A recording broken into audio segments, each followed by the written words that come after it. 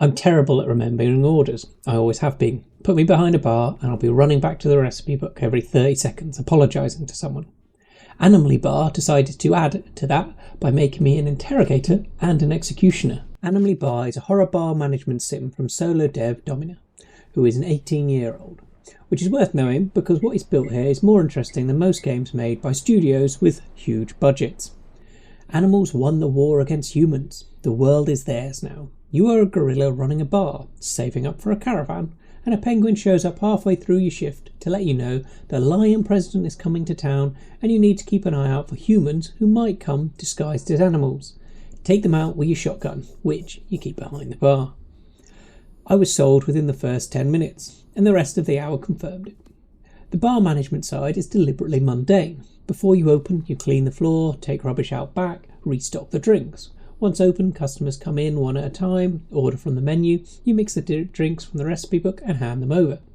I spent half my time scurrying back to the recipe book mid-serve because I'd already forgotten how to make the drink. That is slightly stressful. Then you are also supposed to be watching this customer closely for any signs they might be a human in an animal suit. The two jobs fight each other constantly, and that friction is completely deliberate. The human spotting clues are well considered. Do they know the slogan? Have they got an animal mark? Are there signs that it's a costume? So there's a zip, a tag, cotton poking out the seams. And critically, what do they order? Humans wouldn't order something containing human ingredients, such as human urine, tears, or milk.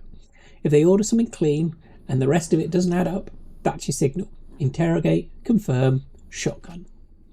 Getting it wrong has consequences. Shoot a legitimate animal customer, and the penguin calls. Limited mistakes before you fail. Let too many humans slip through and the president is at greater risk of assassination, which matters more in the full game than it did in the demo. The demo covers 2 in-game days. Halfway through the second, looters arrive. Humans with animal costume heads, not bothering to be subtle, just trying to rob the bar. You deal with those too. Your shotgun comes in handy. Then lights start going out, the radio starts messing itself about, you find the fuse box and switch everything back on, lights flashing. Something's in the bar that shouldn't be. Then there's jump scares. The bar is apparently haunted. The lights start going out. The radio's messing with itself. You need to find the fuse box with your flashlight and switch it back on. The lights start flashing red. The doors start slamming. This all suggested that jump scares were coming. But between the monotony of the other bits that were happening, trying to solve the little puzzles of turning the lights back on, they actually managed to get me, which is not something most jump scares are able to do. The mixture of admin, interrogation and horror is doing something smart. Each mode has a different pace and a different kind of attention it demands. The bar work slows everything down just enough that the tension arrives, it actually feels like tension rather than just noise. Being terrible at remembering orders turns out to be the ideal preparation for a game that wants you constantly slightly on edge.